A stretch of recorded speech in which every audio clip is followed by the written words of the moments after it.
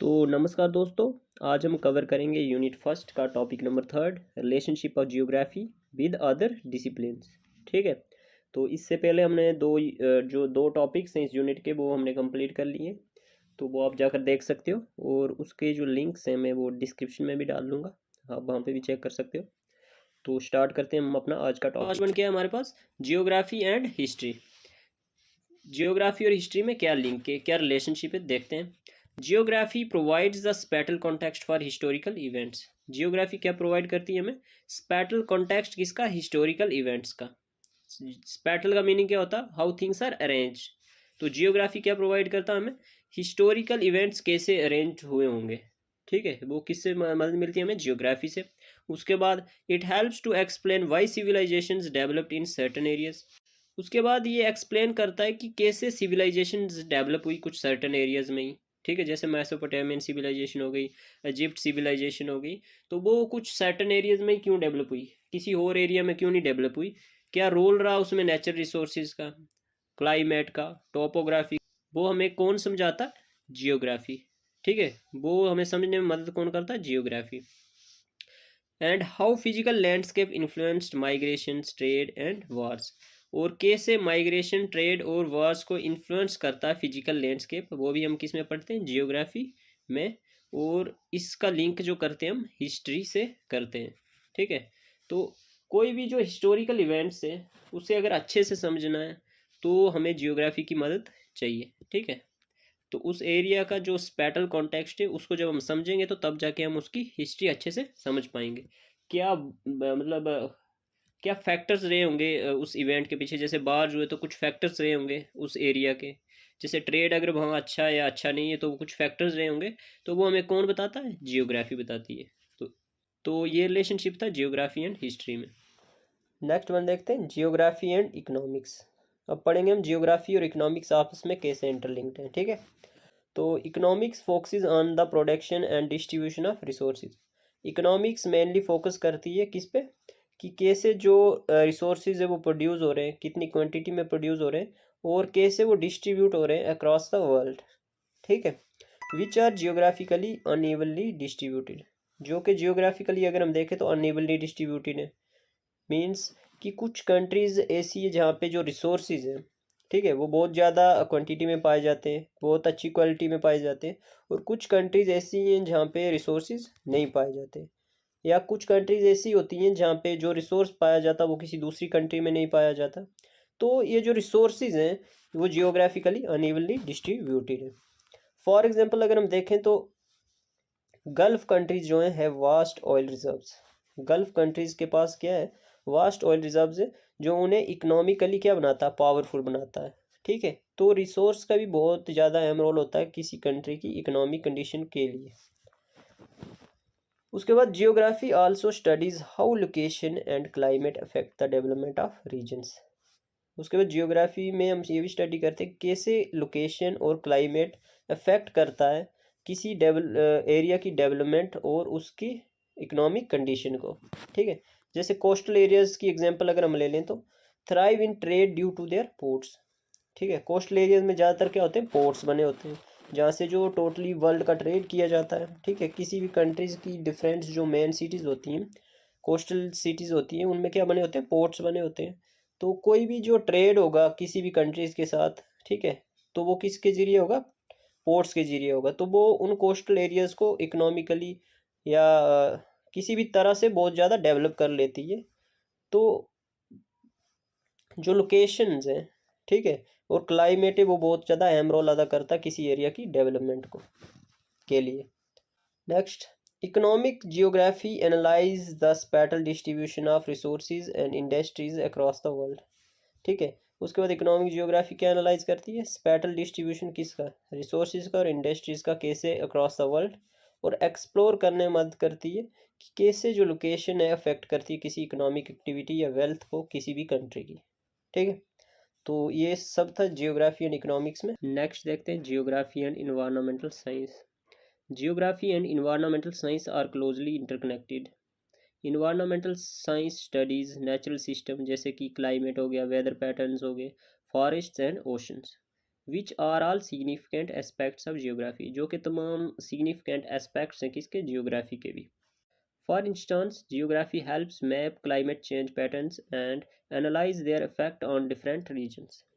Geography क्या मदद करता है, मैप करने में किसको, क्लाइमेट चेंज पैटर्न्स को, और उन पैटर्न्स से हम एनालाइज करते हैं कि क्या अफेक्ट हो रहा किसी भी रीजन पर। ठीक है। Environmental geography also looks at how human activities impact environment. Environmental geography also हमें हेल्प करती है कि कैसे ह्यूमन एक्टिविटीज़, कोई भी ह्यूमन की जो एक्टिविटी है वो इम्पैक्ट कर रही है इन्वायरमेंट को। जैसे कि अगर हम एग्जांपल ले लें, पोल्यूशन हो गई, डिफॉरेस्टेशन कर रहे हैं हम, डिप्लीशन कर रहे हैं नेचुरल रिसोर्सेज का बहुत ज़्यादा, तो उस वजह से क्या इम्पैक्ट हो रहा है इन्वायरमेंट पे, वो सब हम किस में पढ़ते हैं, जियोग्राफी एंड इन्वायरमेंटल साइंस में, इन्वायरमेंटल जियोग्राफी बोल सकते हैं। ठीक है। और ये हमें ऑफर करती है solution to mitigate environmental damage, कि हम कैसे जो है इस एनवायरमेंटल डैमेज को कम से कम करें। ठीक है। वो कौन से वेज हम अपनाएं कि जो जिससे हमें जो है कम से कम इन्वायरमेंटल डैमेज देखने को मिले। ठीक है। तो ये सब स्टडी करते हैं हम जियोग्राफी एंड इन्वायरमेंटल साइंस में या इन्वायरमेंटल जियोग्राफी में। नेक्स्ट वन है geography and sociology. Sociology studies human societies. Sociology में क्या स्टडी किया जाता है, ह्यूमन सोसाइटीज़ के बारे। And geography helps to understand how social structure and behaviour changed based on space and place. और जियोग्राफी हेल्प करती है हमें समझने में लोगों का सोशल स्ट्रक्चर और उनका बिहेवियर कैसे चेंज होता है उनके सराउंडिंग इन्वायरमेंट के साथ साथ। ठीक है। For example, the culture and life style of people in rural areas differ significantly from those in urban areas. आपने देखा होगा कि जो कल्चर है लोगों का जो कि रूरल एरियाज़ में रहते हैं वो टोटली डिफरेंट होता है किससे, उन लोगों से जो कि अर्बन एरियाज़ में रहते हैं। वो किस वजह से होता है, उनके सराउंडिंग इन्वायरमेंट की वजह से। Geography assist in understanding how population density, migration patterns and urbanisation affect करती है ह्यूमन इंटरेक्शंस और सोशल रिलेशनशिप्स को। ठीक है। It also helps to address social issues like slum, poverty, and housing problems by understanding the spatial factors behind these phenomena. ठीक है। उसके बाद जियोग्राफी हमें मदद करती है क्या समझने में, सोशल इश्यूज जैसे कि स्लम, पॉवर्टी, हाउसिंग प्रॉब्लम्स जो हो गई, और इनके पीछे कौन कौन से स्पेटल फैक्टर्स हैं जिनकी वजह से ये ज़्यादा से ज़्यादा हो रहा किसी देश में या किसी भी जगह, तो उन्हें एड्रेस कैसे करना, उन्हें कम कैसे करना, तो वो जो हमें सॉल्यूशंस हैं वो किससे मिलते हैं, जियोग्राफी एंड सोशियोलॉजी से। ठीक है। नेक्स्ट वन है geography and political science. Political geography is an important field that studies how geographical factors influence political systems. Political geography जो एक इम्पॉर्टेंट फील्ड है जिसमें स्टडी की जाती है किसकी, जियोग्राफिकल फैक्टर्स की, जो कि इन्फ्लुएंस करते हैं, अफेक्ट करते हैं किसको, पॉलिटिकल सिस्टम को। For example, disputes over borders, territories and resources are common. अगर एग्जाम्पल के तौर पे देखें तो जो डिस्प्यूट्स हैं ओवर बॉर्डर्स के लिए, ठीक है, टेरिटरीज के लिए और रिसोर्सेज के लिए, वो आजकल कंटेम्प्रेरी में बहुत ही ज़्यादा हो चुके हैं। तो इस वजह से geopolitics, the study of global power relations, is closely related to geography since the influence of world power is often tied to geographic location. तो इस वजह से जो है जियो पॉलिटिक्स एक न्यू सब्जेक्ट जो एमर्ज हुआ जिसमें स्टडी की जाती है किसकी, ग्लोबल पावर रिलेशंस की, जो कि क्लोजली रिलेटेड होती है किसकी, किसके साथ, जियोग्राफी के साथ। ठीक है। जब से देखा गया कि जो वर्ल्ड पावर्स का जो इन्फ्लुएंस है वो अक्सर टाई किया जाता है किसके साथ, जियोग्राफिक लोकेशंस के साथ। For instance, several countries are now interested in Arctic region. अगर एग्जांपल के तौर पे देखें तो बहुत सारी कंट्रीज जो है अब इंटरेस्टेड है किसके लिए, आर्टिक रीजन के लिए, due to the melting ice caused by climate change. क्योंकि जो आर्टिक रीजन है उस पर जो आइस जो थी, जैसे पहले बहुत ज़्यादा ग्लेशियर्स थे वहाँ पे, वो अब क्या हो रहे हैं, मेल्ट हो रहे हैं, किस वजह से, क्लाइमेट चेंज होने की वजह से। तो बीच opens new opportunities for resources and trade route. तो अब आइस जब मेल्ट होगी तो वहाँ पे बहुत ज़्यादा अपॉर्चुनिटीज़ होंगी क्योंकि रिसोर्सेज वहाँ से निकाले जाएंगे। ठीक है।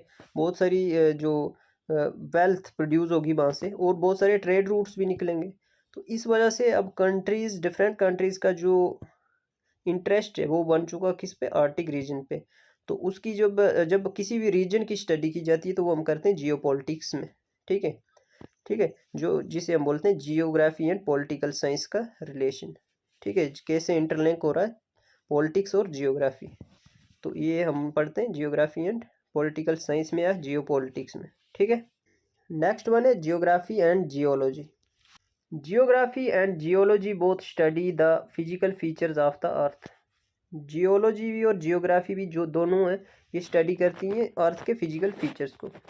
Geology helps to understand internal earth processes such as plate tectonics, volcanoes and earthquakes, while physical geography focuses on surface level features like rivers, mountains and deserts.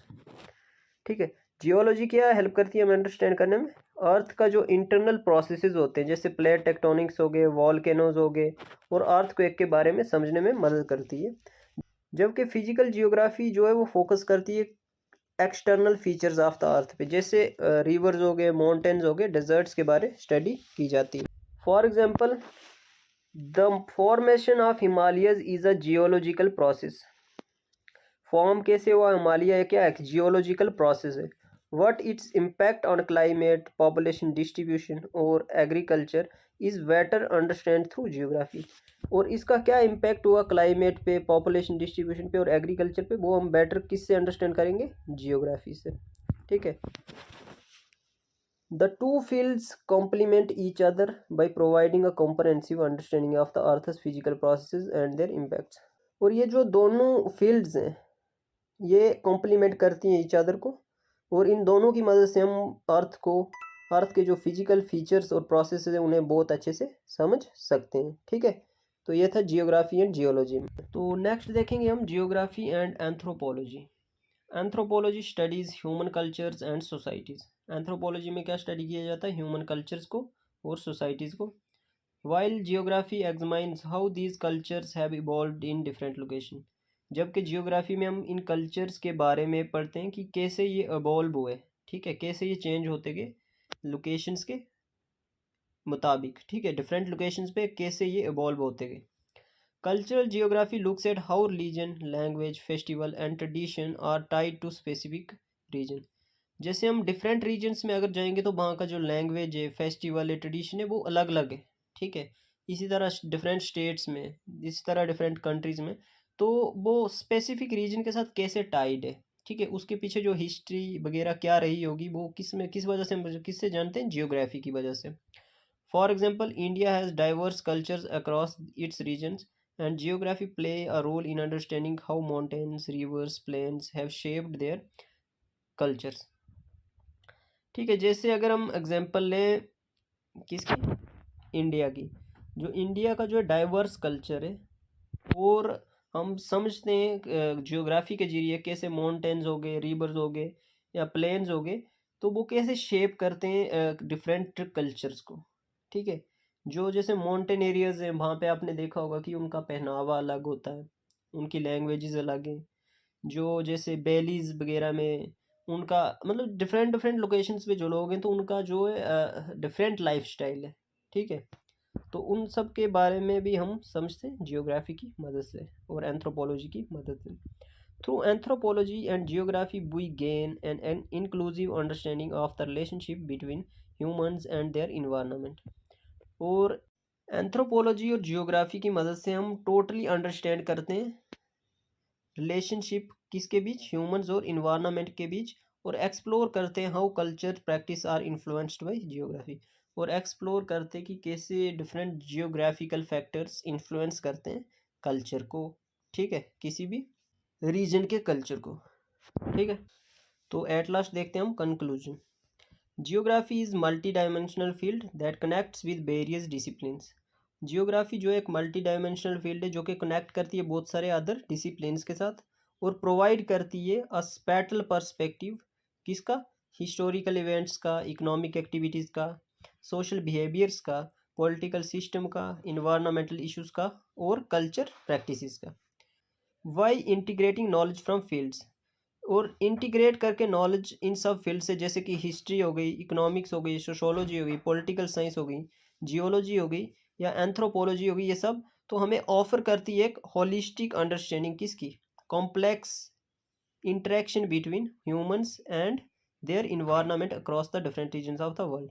और हमें अंडरस्टैंड करने में मदद करती है कि कैसे जो एक कॉम्प्लेक्स वर्ल्ड में जो ह्यूमंस और इन्वायरमेंटल सराउंडिंग्स जो है इंटरेक्ट करते हैं।